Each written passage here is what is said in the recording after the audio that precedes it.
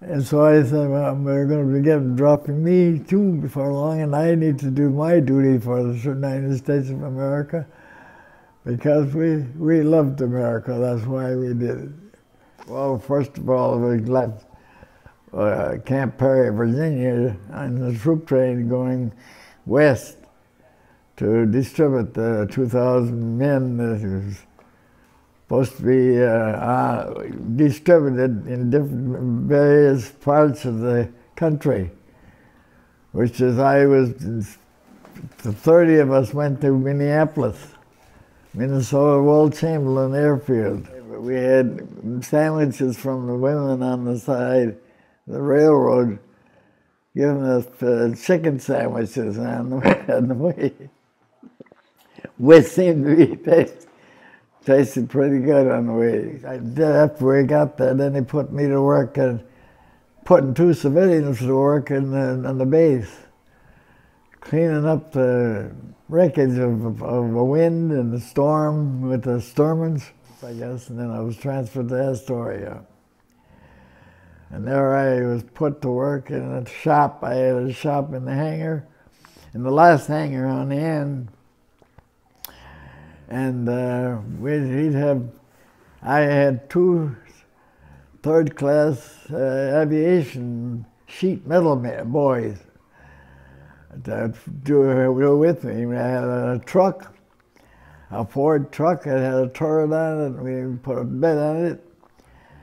And we did our job there like we were supposed to do. And I, most of all, was made a cradle for 1 ppm so they could pull the out of the water. The other one use the beaching gear to pull the other ones out of the water.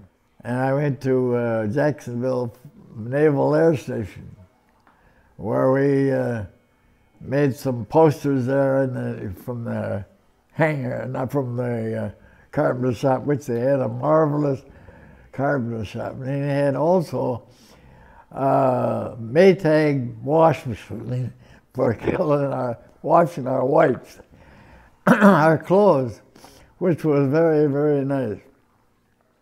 I was a reserve and called back to duty for another year on my extension, which I made me 5 years then on it. And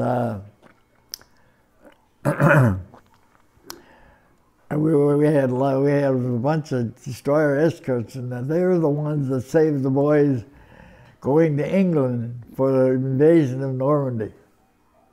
If it wasn't for the destroyer escort, it would never made it there. Because Hitler was making subs as fast as he could make them to put in the water. And they'd sink them as fast as he'd put them in there.